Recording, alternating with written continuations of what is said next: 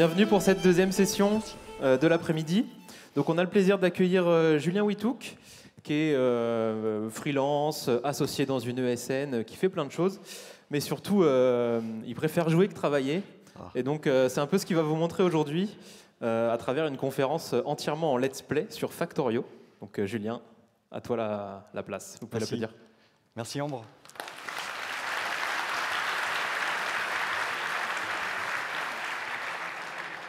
Bonjour Nantes, j'espère que vous allez tous bien. Ouais, ça va être une petite session un peu originale, un peu particulière. Est-ce qu'il y a des gens dans la salle là, à main levée qui jouent déjà à Factorio? Ah ouais, ok, vous êtes tous... ouais. Pas une moitié, mais un bon tiers au moins, j'ai l'impression que vous connaissez déjà le jeu. Et donc vous jouez probablement à ce jeu pour les mêmes raisons que moi. Et donc ça va être l'occasion d'en parler là pendant 50 minutes ensemble. Je ne sais pas si vous avez acheté la dernière version avec l'extension, etc. Mais on a ce fabuleux écran de chargement, le menu en fait du jeu, qui est très contemplatif, avec la petite musique de fond. J'adore, j'adore. Il faudrait faire une chaîne YouTube ASMR Factorio. Franchement, est-ce que ça serait pas une super idée? Allez, c'est parti, on ouvre la petite sauvegarde. Bienvenue dans ce talk. Je m'appelle Julien et je me suis écrasé sur une planète hostile. Et où je trouve mon vaisseau d'ailleurs? Eh ben, il est là. Ouais, c'est en sale état. Hein. Je vais probablement pas pouvoir m'échapper de cette planète avec un vaisseau dans cet état-là. On a les propulseurs qui sont ici, on a des morceaux un petit peu partout. Moi je suis un ingénieur. Donc comment faire pour sortir et m'échapper de cette planète si je construisais une fusée? C'est le propos du jeu. D'accord? Le vaisseau s'est écrasé, il faut construire une fusée. Comment on construit une fusée? Bon, on va aller récolter des ressources. Ici, on a des ressources qui nous indiquent, voilà, on a en bleu, on a du fer, en noir, on a du charbon, et puis en orangé, on a du cuivre, forcément. Et puis dans le jeu, on va aller construire petit à petit une usine qui nous permettra de raffiner des matériaux. Donc là, je fais quelque chose de très rapide. Hein, le but, c'est de vous montrer un petit peu le fonctionnement du jeu. Donc je pose des mines ici qui vont venir récolter les différents matériaux, et je vais transporter mes matériaux sur des tapis roulants. Jusque-là, tout va bien. Ça va se cumuler, on est content. Et donc ces matériaux, je vais devoir les raffiner de plus en plus pour produire des ressources d'un niveau supérieur. Donc je vais les poser ici, hop. On va faire des trucs à la schlag, hein, c'est moche. Hein. Hop. On va mettre un truc ici, hop, non, viens ici toi, hop. La souris elle bouge un petit peu. Faisons un truc dégueulasse, hop. Bon, vous êtes tous, vous vous sentez mal à l'aise quand vous me voyez construire ce genre de truc? Ceux qui jouent. Moi aussi, je suis mal à l'aise là. C'est pas le stress, c'est vraiment que je suis en train de faire un truc très sale. Mais voilà, le but, c'est de rigoler un petit peu. Et donc voilà, on va prendre ici le minerai de fer, associer ça avec du charbon, on met ça dans un four. Et donc on voit ici qu'on a des entrées et des sorties. Nous, dans notre jargon, on appelle ça des inputs et des outputs, ok? Ça va être comme ça toute la durée du talk. Hein. Donc là, on a des entrées et des sorties. On a un premier truc qui transforme, on va dire, des données. Hein, et puis on pose ça sur un tapis roulant. Et puis on va faire un truc tout dégueu là. Hop, c'est parti. Ouais, et puis je vais remettre deux petits bras dans ces deux sens-là. Hop. Et puis mes petites usines, elles sont ici. Hop, hop. Et ici, on va fabriquer, qu'est-ce qu'on va fabriquer de joli? On va fabriquer des tuyaux, par exemple. Input, des petites plaques de fer. Output, des tuyaux. Et ici, on va fabriquer des engrenages. Input, plaque de fer. Output, engrenage. Comme d'habitude, on met ça sur des tapis. Je fais un truc moitié moche, moitié propre. Je sais pas trop comment jauger ce truc-là. Hop, et on va faire ça, allez, hop. Non, qu'est-ce que j'ai fait? Au secours. Hop. Voilà, magnifique. Et donc j'ai une chaîne automatisée qui me permet de fabriquer des tuyaux et des engrenages. Magnifique. Pour pouvoir construire une fusée, des tuyaux, je vais devoir en fabriquer des millions. Et des engrenages, je vais devoir en fabriquer des millions. Et donc, ce qui est intéressant dans ce jeu, c'est qu'on va retrouver dans Factorio plein d'éléments qui sont liés à nos métiers dans l'IT. On va retrouver des notions d'architecture. On va devoir organiser notre usine avec des endroits où on va faire des constructions différentes et travailler des matériaux de manière différente dans notre usine. On va avoir des notions de scalabilité où on va devoir augmenter la taille de nos usines pour fabriquer de plus en plus de matériaux. Et on va avoir aussi des notions de sécurité, puisque sur cette planète, je vous disais qu'elle était un peu hostile, et donc il y a des aliens qui ne voient pas d'un très bon œil mon arrivée et mon crash sur leur planète, et donc ils vont chercher à m'attaquer de manière constante. Et donc pendant les 45 prochaines minutes, on va voir ensemble sur 3 chapitres dans ce talk, ces différentes notions illustrées dans le jeu. Je me déplace, hop, j'avance, j'ai des petites flèches pour m'aider parce que j'ai désactivé la minimap pour ne pas spoiler. Hop, hop, hop. Hop, c'est parti, let's play Factorio. Et on va prendre le train qui nous amène à notre premier chapitre. Moi, ça me permet de boire un coup pendant qu'on admire le paysage.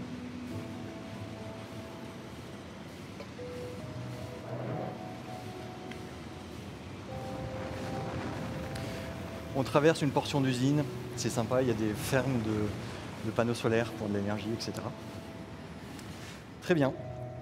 On est arrivé à destination et on va parler, dans ce premier chapitre, d'architecture.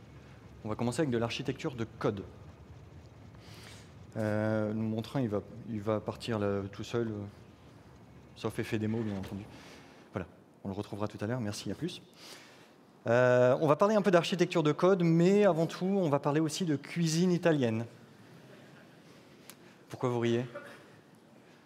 Vous n'aimez pas la cuisine italienne? Moi, j'adore. C'est probablement, on dit que la cuisine française est la meilleure des cuisines, mais la cuisine italienne, c'est plein de bonnes choses. Moi, j'adore les risottos, tout ce qui est pâtes, les spaghettis. Les spaghettis, vous savez qu'on utilise le même terme pour parler des pâtes et pour parler du code, le code spaghetti. On connaît tous. Dans Factorio, en fait, vous voyez un bout d'usine là qui dépasse. Dans Factorio, on parle aussi de spaghetti. Est-ce que vous imaginez le temps que ça m'a pris à construire cette horreur? Alors, on parle de code spaghetti, donc là on a ce que j'appellerais un bon gros monolithe. D'accord? Imaginons une application qui a vécu, dans laquelle on a écrit du code, et puis à un moment donné on a rajouté un bout de code pour ajouter une fonctionnalité, puis on a rajouté un bout de code pour ajouter une fonctionnalité, puis on a rajouté un bout de code pour ajouter une fonctionnalité. Et donc là j'ai un monolithe qui fait tout un tas de trucs. Ce qui est marrant, c'est que ça a l'air de marcher. On voit que ça bouge un peu dans tous les sens, il y a des choses qui se baladent sur les tapis, les bras articulés là baladent les ressources. Donc ça a l'air de fonctionner. Et ce qui est marrant, c'est que ce machin-là, en fait, il est scalable. Je peux faire Dans Factorio, il y a une feature géniale qui s'appelle le copier-coller. Je peux faire ça. Alors, je vais peut-être enlever mes petites flèches là parce qu'elles vont me gêner. Hop. Copier, CTRL-C. Hop, hop, hop, hop. Hop, c'est parti. Tic, on est pas mal. Et hop, scalabilité d'un monolithe. Tac. Hop, hop, hop. Et ça va marcher, hein. D'accord? Bon, donc le monolithe, parfois c'est scalable. Bon, celui-là, il l'est pas. Je vais annuler ce truc. Quelle horreur. Je me déteste. Alors, qu'est-ce qui est intéressant à observer au-delà du côté rigolo de ces images ici? Ce qu'on peut aller observer là sur cet aspect du monolithe et donc de l'aspect spaghetti, si on regarde un peu cette portion de l'usine ici en haut à gauche où on fabrique des petites fioles rouges. Les petites fioles rouges, on voit qu'il y en a qui se baladent de temps en temps sur le tapis, donc cette partie-là, elle a l'air de fonctionner. Si on ouvre le détail d'une usine, on voit que celle-ci, par exemple, elle est en train de travailler, et donc elle va nous sortir une fiole rouge en quelques secondes. Sa copine à côté aussi, et celle-ci, il lui manque un matériau, il lui manque les fameux engrenages. Et si on regarde à côté, chez les fioles vertes, pareil, il manque aussi un matériau. Et donc, on pourrait aller se dire, bah, tiens, il manque des engrenages. Les engrenages, d'où est-ce qu'ils viennent? Ah, bah, c'est juste à côté ici. Notre dépendance de code, elle est colocalisée avec notre fonctionnalité. Et puis les engrenages, ici, bah, on voit qu'a priori, il n'y en a pas assez pour aller alimenter la 3e usine de fioul rouge. Et on voit ici que cette usine, elle est à fond de balle. Elle sort des engrenages aussi vite que possible. Et donc, en tant que développeur, bah, on aime bien faire des petites rustings. Hop, si je mettais une usine ici. Arrêtez de rire. Quel enfer. Ok, et puis je copie-colle ma recette, hop, et je fabrique des nouveaux engrenages. J'ai mis une jolie rustine et mon application fonctionne. J'ai corrigé un bug. Bon, bien évidemment, là, ça marche à peu près. Cette usine ici, elle commence à recevoir ses engrenages, elle est contente. Est-ce que j'ai réussi à régler mon problème sur les fioles vertes? Il est vraisemblable que non. Ici, on a toujours bloqué avec les bras. Est-ce que ça va sortir ici? Ah ouais, il y en a qui sortent quand même petit à petit, donc ça va probablement débloquer une partie des fioles vertes. Bon, en tout cas, voilà, on a mis une jolie rustine. Et puis, si on va un petit peu ici sur le côté de cette usine, on a un endroit où on fabrique des poteaux électriques.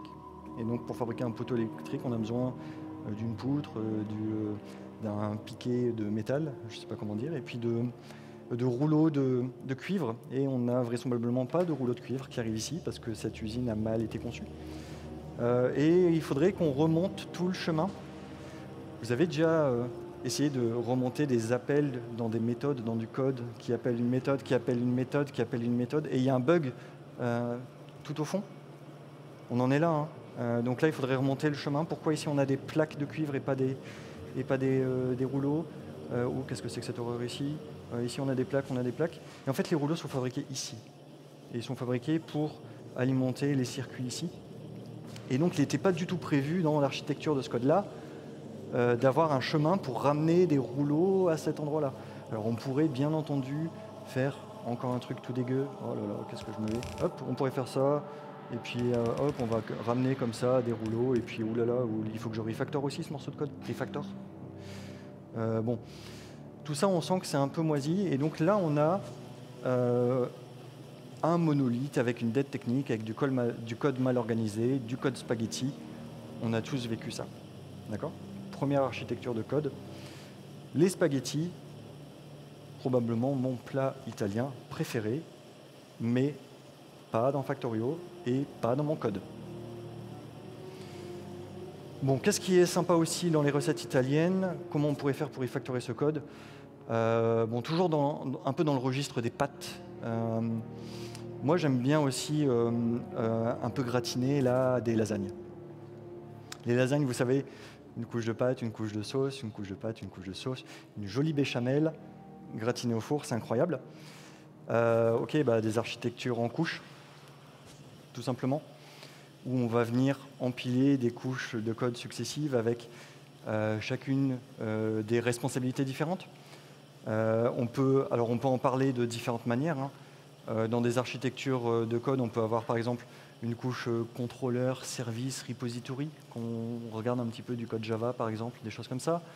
On peut avoir des architectures entières avec un front-end, un back-end et une base de données. Grosso modo, c'est ça le principe. On sépare les responsabilités et on organise notre code en différentes couches. Et ce qui est intéressant dans cette vision-là, c'est que les dépendances sont claires. On voit ici qu'on a toujours nos fioles rouges, on a les deux tapis roulants qui ramènent les deux types de ressources, et on a ici la production d'engrenages qui alimentent nos fioles rouges. Et si on a un problème sur la production de fioles rouges, on va savoir agir facilement. On va pouvoir détecter le problème et agir. Pareil sur les fioles vertes ici.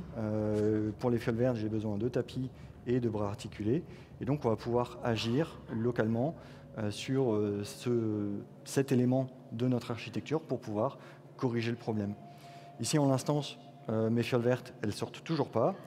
Et c'est parce que, vous voyez ici en bas, ici, je fabrique localement des engrenages et j'en fabrique pas assez pour ramener les engrenages jusqu'à cette portion de code. Et donc, cette couche-là, comme j'ai pu détecter qu'elle posait problème dans mon architecture, je peux venir agir localement et augmenter son débit. Bien entendu, si je copiais-collais pas comme un zozo, voilà. Et donc là, je vais pouvoir agir sur, par exemple, sur ma base de données pour pouvoir augmenter ses performances, etc., etc. Factorio, hein, c'est un miroir de notre métier. Hein. Moi, quand on dit que je joue à Factorio à la place de travailler, non. Hein. Moi, quand je joue à Factorio, ça me fait réfléchir sur mon métier. Hein. On n'a pas tous la même approche au jeu. Ok, alors on a vu des architectures spaghetti, on a vu des architectures lasagne. Le truc à la mode en ce moment, c'est quoi? C'est les microservices. Microservices en cuisine italienne, c'est quoi? C'est des raviolis, on est d'accord?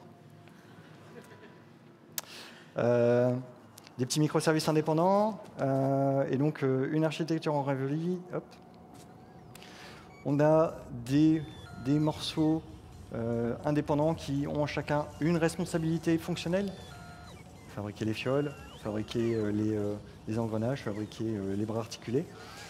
Et donc là, on a des petits robots qui baladent les ressources, et donc pas des tapis roulants.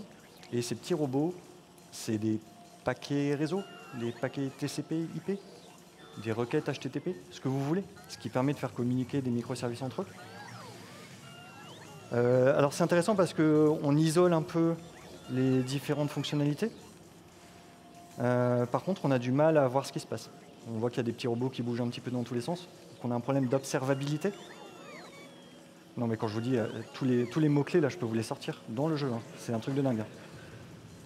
On a des problèmes d'observabilité et on pourrait même faire de la scalabilité un peu chelou en disant que ce truc-là, on en déploie un sur un autre cluster dans une autre région. Ça va quand même réussir à communiquer parce que tous les réseaux sont interconnectés et que là, vous voyez les petits robots qui se baladent et ce microservice vient quand même contribuer au reste. Donc voilà, ça c'est les raviolis, les microservices, les raviolis à la Factorio. Et donc voilà, on a vu trois jolies notions d'architecture, on va dire de code. Et puis on va reprendre le train qui va nous amener à une plus grosse usine.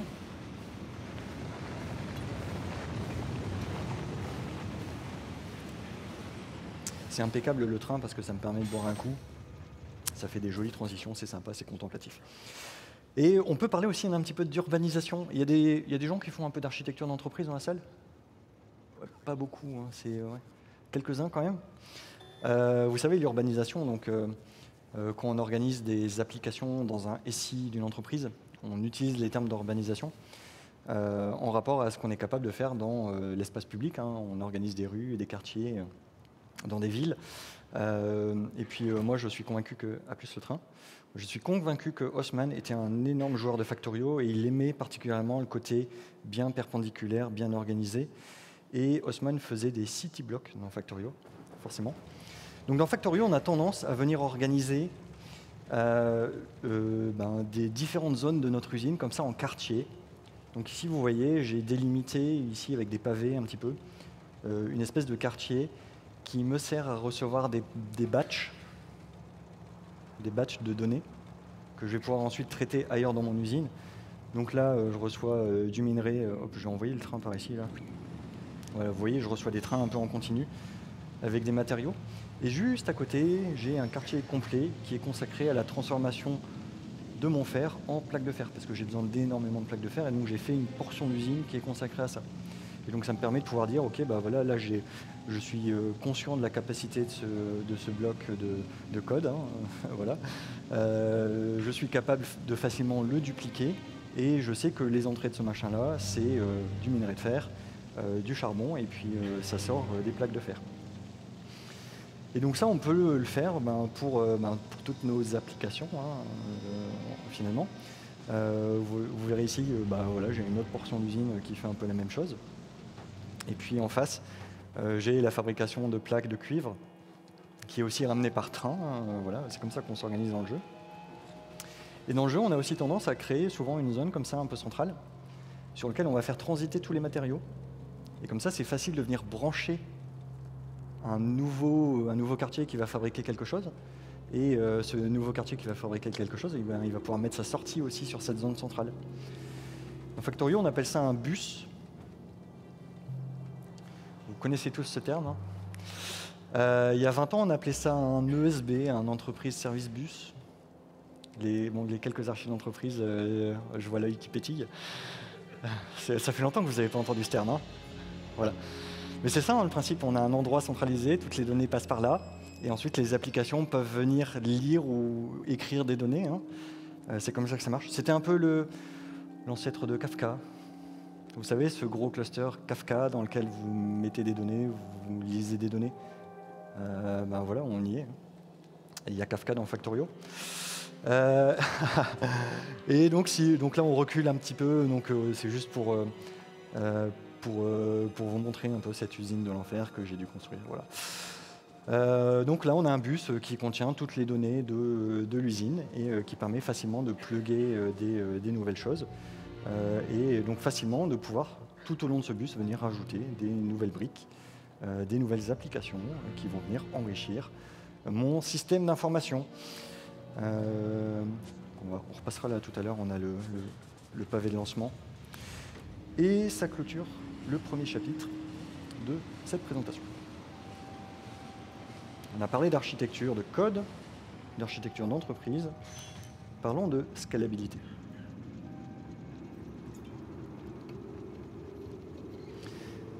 Scalabilité, donc c'est des notions que vous connaissez peut-être, scalabilité horizontale, scalabilité verticale. On va commencer par la verticale, tiens. À plus le train. Hop, on zoome un petit peu comme ça on sera à l'aise. Hop. Alors, vous voyez, j'ai mis le topic Kafka.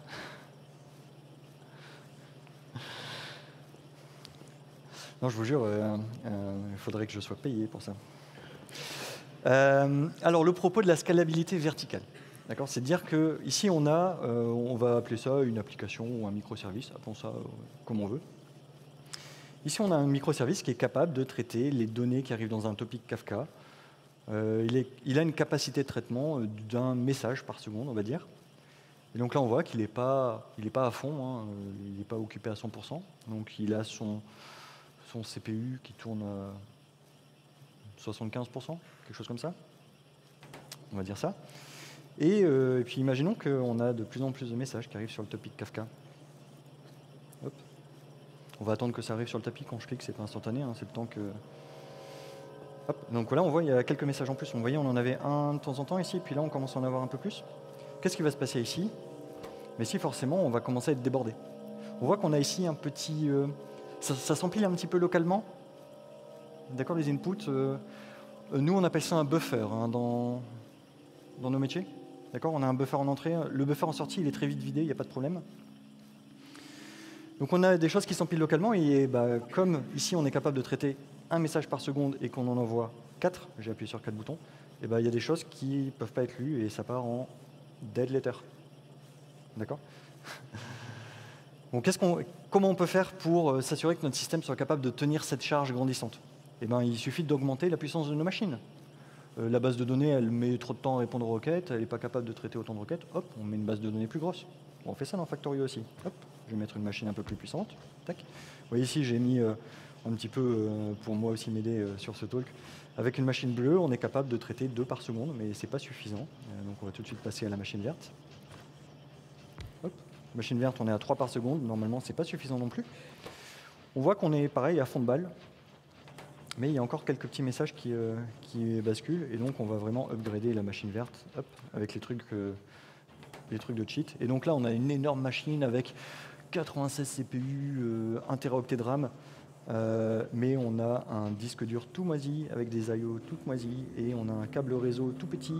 Et donc là, on a un problème d'entrée et de sortie de communication réseau par rapport à notre machine. Et il faut qu'on booste aussi nos communications réseau pour être capable d'absorber la charge grandissante de nos systèmes. Donc là, si je passe à plein de messages par seconde, probablement que mon application elle va être capable de tenir cette charge. Mais à un moment donné, on atteindra certaines limites. Et surtout, avoir une énorme machine comme ça, qui finalement passe quand même son temps à rien faire. La plupart du temps, ça a l'air de dormir quand même. Alors ouais, il y a des... À 8, ça patate. Hein. Et puis c'est toujours pas suffisant. Mais finalement, si à un moment donné j'ai un creux dans la journée et que mon topic Kafka il est réduit, là j'aurai une énorme machine qui va me coûter très cher pour pas grand chose. Donc ça c'est un premier levier de scalabilité qui est souvent utilisé dans nos différents métiers. Et le deuxième levier de scalabilité, c'est la partie horizontale. D'accord. Donc vous connaissez probablement le propos de la scalabilité horizontale. plutôt que d'augmenter la taille et la puissance des machines, eh ben, on va multiplier le nombre de machines. Et ce qui est très rigolo donc là pareil, même setup, un tapis avec des choses et un topic Kafka qui sert des données. Ce qui est très rigolo dans Factorio, c'est que la scalabilité horizontale, c'est littéralement horizontal.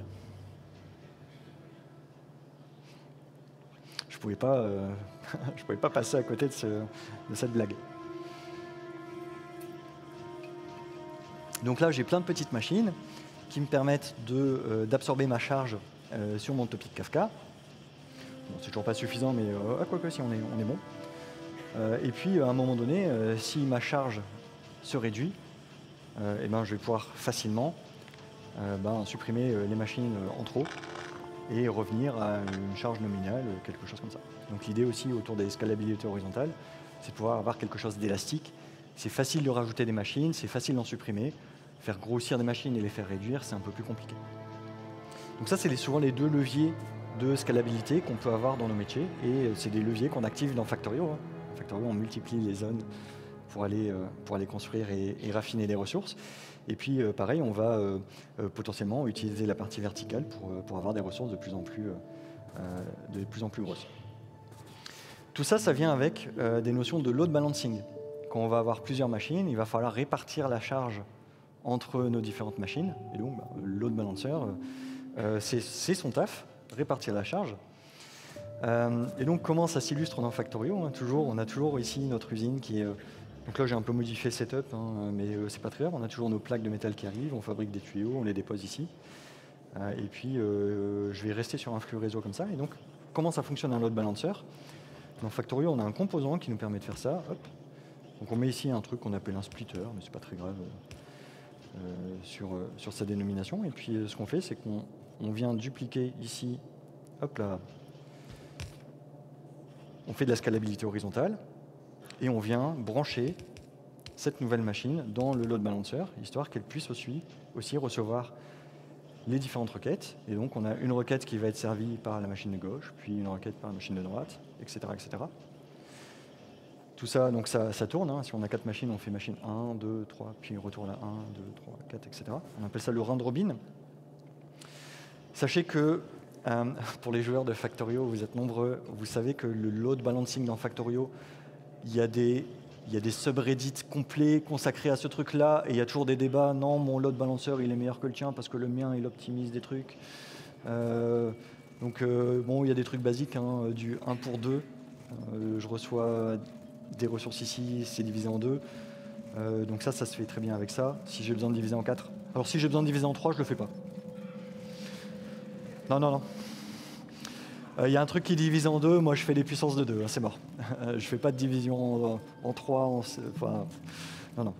Donc on divise en 2, en 4, en 8 assez facilement, et donc on est capable de répartir la charge sur nos différents composants, nos différents systèmes, nos différentes applications, appelons ça comme vous voulez, mais à la fin, l'idée c'est d'utiliser à la fois la scalabilité horizontale, le load balancing pour répartir la charge, et puis pouvoir augmenter la capacité de notre système, de notre usine, pour pouvoir traiter de plus en plus de matériaux. Et donc, voilà comment on fait les choses dans Factorio. Et puis, allez regarder un peu des vidéos et des subreddits. Il y a des heures à passer sur ces parties-là. Tout ça, c'est très gentil. Donc, on a vu des notions de scalabilité, des notions de load balancing. Mais à un moment donné, comment on est capable de détecter que notre système il est sous l'eau, il est à pleine balle, il y a vraiment trop de messages dans notre topic Kafka et on n'arrive pas à les traiter. Comment on est capable d'aller choper cette information qui va nous permettre de mettre en place la partie scalabilité et la partie load balancing. Vous le savez, on fait du monitoring, d'accord, et puis on met des alertes sur différents éléments, etc. On est capable de faire ça aussi dans Factorio pour avoir une cuisson al dente de nos pâtes. Donc l'idée, c'est d'aller prendre des métriques, mesurer des choses, récupérer de l'information, et puis ensuite monitorer ces métriques et lever des alertes pour pouvoir agir en fonction de ces métriques. Dans Factorio, il n'y a pas grand-chose, bien que un peu comme, vous savez, comme dans Minecraft avec la Redmine, on peut coder des trucs. Il y a des gens qui font des CPU qui tournent dans Minecraft. On peut faire ça dans Factorio aussi. Je ne suis pas sûr que réimplémenter Prometheus dans Factorio ce soit jouable. Dans Factorio, on peut avoir deux métriques intéressantes quand même. On peut avoir l'état d'un système, est-ce qu'il fonctionne ou est-ce qu'il ne fonctionne pas. À un moment donné, quand on est censé avoir une usine qui fabrique en continu des choses, eh ben on aime bien savoir que ça tourne pendant qu'on est en train d'aller réparer un autre bout de spaghetti qu'on a laissé dans un coin. On refactor un bout d'usine, pendant ce temps-là, ça continue de tourner de l'autre côté. Et donc on est capable d'avoir l'état ici d'un composant, et donc quand je mets en marche ce composant, je suis capable d'avoir l'état, il est en train de fonctionner. Et puis quand j'éteins ici le bras, vous voyez, on ne met plus de ressources, et le temps que les buffers se vident, au bout d'un moment, mon usine s'arrête. Et donc ça, c'est une métrique qu'on va aller utiliser dans Factorio. On capte cette métrique. Est-ce que mon système il est en fonctionnement ou pas? Un système qui ne fonctionne pas, c'est qu'il ne reçoit pas de requêtes, c'est un peu étrange. Normalement, ce n'est pas censé être le cas. On est censé avoir des applications qui sont tout le temps up. On met des health checks. Vous faites du cube. Vous connaissez les sondes, là, les liveness, readiness, etc., les probes. On fait ce genre de truc. On met des sondes pour vérifier l'état de nos systèmes. On fait la même chose dans Factorio. Et après avoir... en plus de pouvoir surveiller l'état de fonctionnement d'une usine, on peut aussi surveiller des notions de débit. Donc on peut par exemple mettre une sonde sur un tapis roulant qui vient ici, je ne sais pas si vous voyez dans le fond de la salle, plissez un peu les yeux. Non, c'est quand même grand. Ça en jette Factorio sur un écran comme ça. Et moi à la maison, moi je joue sur mon laptop ou un écran normal, c'est tout moisi, je vais venir ici jouer. Je vais venir ici travailler, pardon. Donc, on peut avoir une info qui dit ok, là j'ai vu passer une ressource sur le tapis. Donc on voyait, ça passe de 0 à 1 à chaque fois qu'il y a une ressource. Elle est détectée et donc on a une espèce de petit signal qui transite quelque part.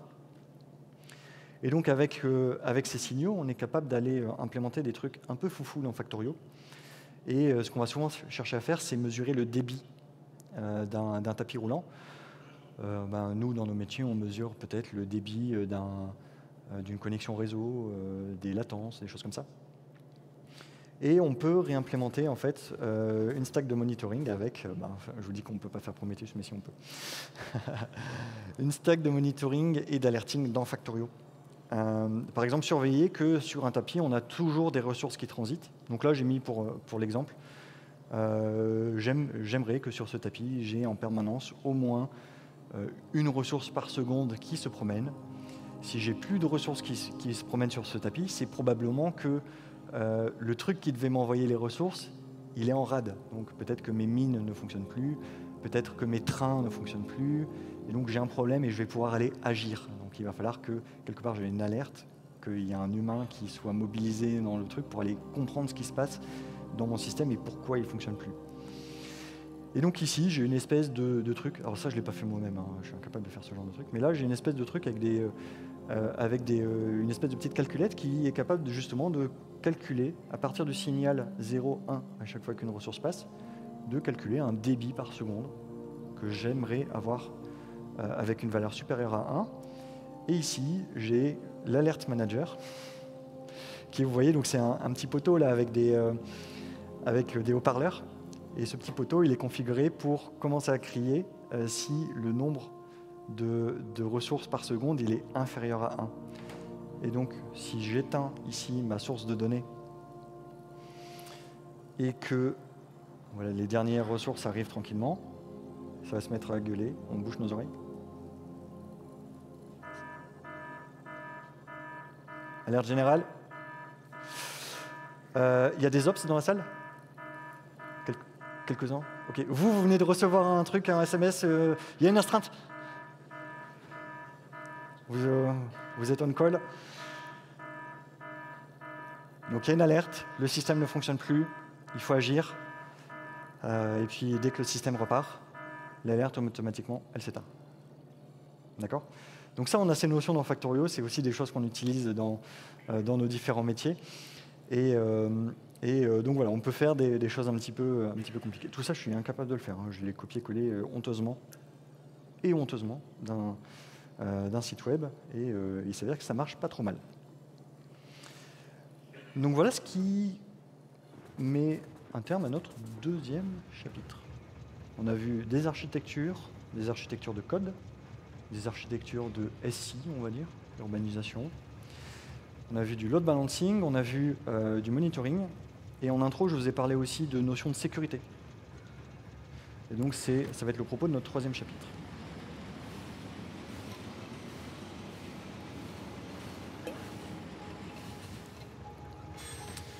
Sur la partie sécurité, c'est très compliqué d'illustrer différents principes dans Factorio, donc j'en ai sélectionné deux qui marchent bien dans le jeu. Le premier principe de sécurité qu'on va voir, c'est la notion de déni de service. Comment est-ce qu'on peut matérialiser ça dans le jeu? Donc la notion de déni de service, c'est dire qu'on a une application, on la surcharge de trucs, et au bout d'un moment, elle n'est plus capable de traiter les requêtes qui seraient légitimes parce qu'elle est débordée par des requêtes qui seraient illégitimes. C'est un peu le principe. Je ne suis pas expert sécurité, mais en tout cas, c'est ma compréhension du truc. Et donc ici, on a une petite usine qui fabrique des tuyaux. Et tout va bien, puisqu'on est dans un mode de fonctionnement normal où on reçoit du trafic normal sur notre usine. Et ici, à un moment donné, si on reçoit des paquets réseau qui proviennent d'une entité extérieure, ou si à un moment donné, on a mal réglé notre réseau, je ne sais pas, on reçoit du trafic qui ne nous était pas destiné, ben, qu'est-ce qui se passe? On a saturé un peu notre application et on n'est plus capable de traiter du trafic. L'usine s'arrête. C'est un peu ça les notions de déni de service. Ça arrive très souvent dans Factorio. Hein. Quand on refactor des morceaux d'usine, à un moment donné, il y a deux tapis il y a un tapis qui devait balader du fer et il se retrouve avec du charbon et on se retrouve avec des mauvais matériaux un peu partout dans notre usine. C'est l'enfer. Et donc voilà ce qu'on peut retrouver en principe dans Factorio.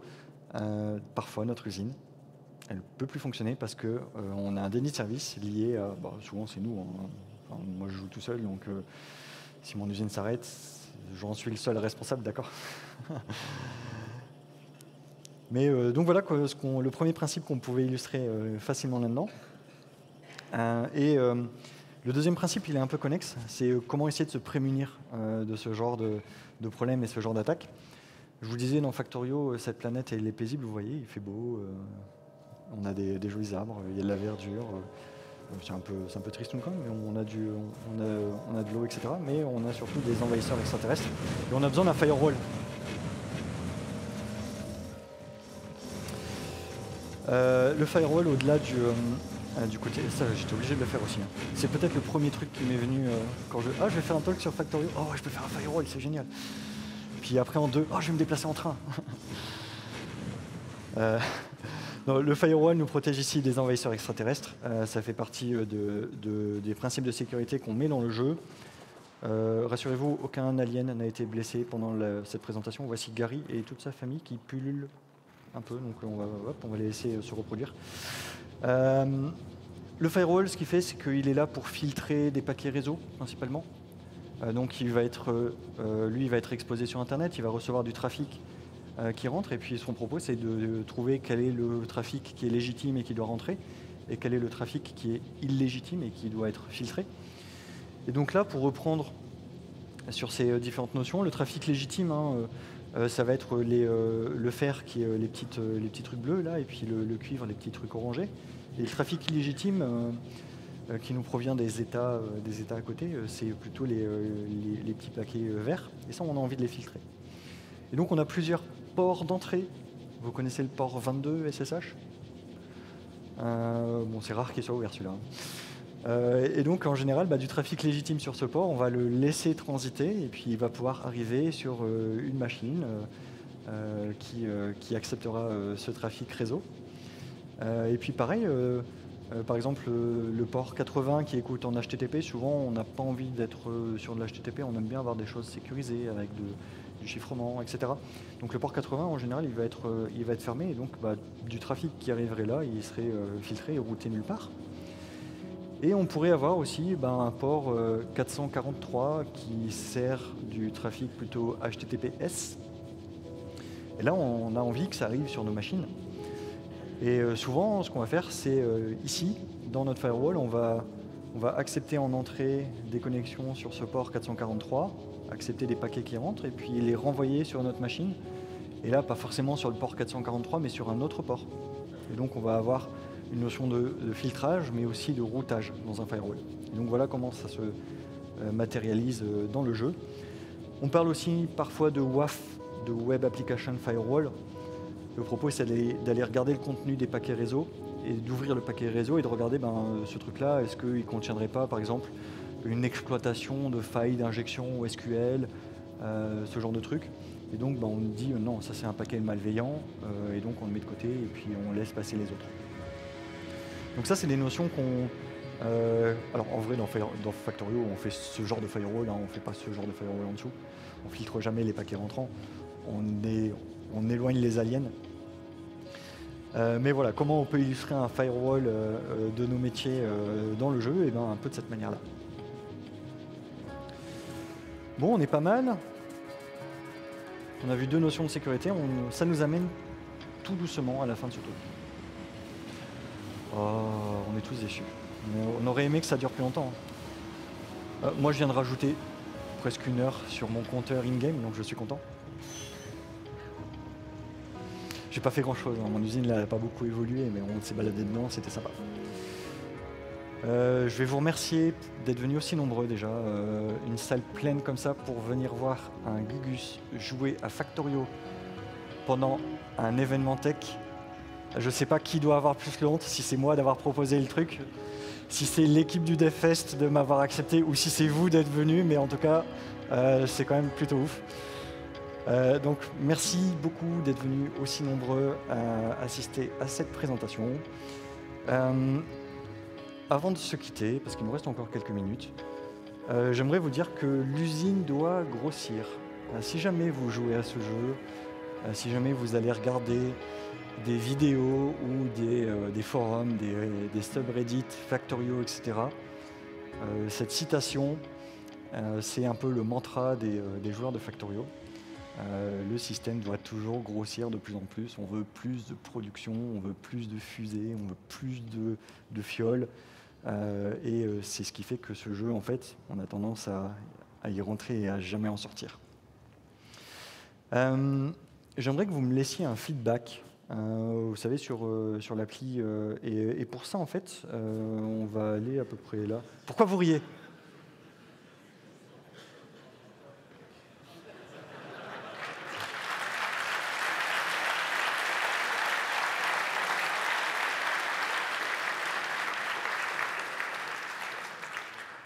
On fait un talk dans le jeu ou on le fait pas, d'accord? J'allais pas sortir, afficher un slide, dire ok, je change, je fais Alt Tab et j'affiche. Bah non, on met un QR code dans le jeu. Donc derrière ce QR code, j'ai pas mis la page Open Feedback directement, mais j'ai mis une petite page, vous savez, avec des liens comme ça. Donc vous y retrouvez le lien Open Feedback pour me faire votre feedback et dire si vous avez passé un bon moment, mais ça j'en doute pas. Moi aussi j'ai passé un super moment, c'était hyper cool. J'y ai mis aussi quelques liens intéressants. J'y ai mis le lien vers mon site web sur lequel j'ai fait une petite page avec ce talk. J'y ai listé les modes que j'ai utilisés dans le jeu, puisque là dans le jeu j'ai quelques petits modes qui viennent m'aider à faire des zooms infinis, etc. etc. Donc des petits trucs, les petits boutons là pour activer des choses. Donc j'ai la liste des modes qui est à dispo. Je vous ai mis aussi à dispo la sauvegarde de cette partie.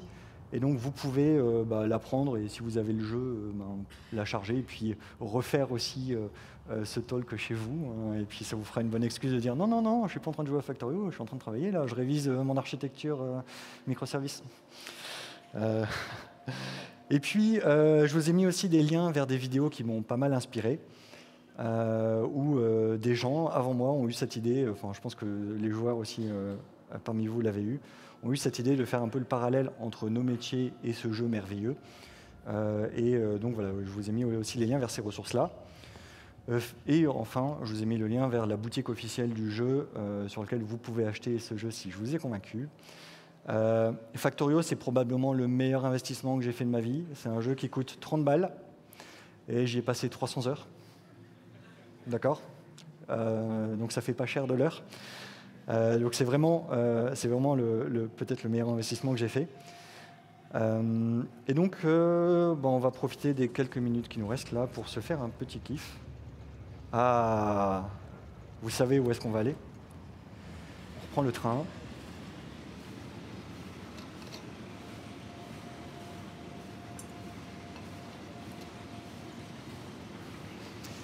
Et on va aller voir ce qui, normalement, constitue, on va dire, la fin de ce jeu, si jamais il y a une fin. On revient là où on est passé tout à l'heure. C'était la fin du chapitre 1.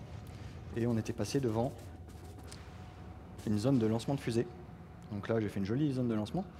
Et puis on va monter dans une fusée qui est prête. Hop là.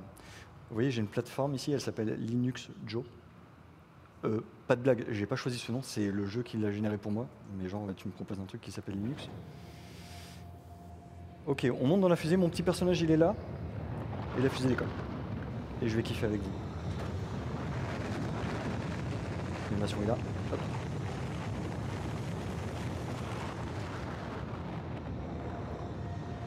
On quitte l'atmosphère.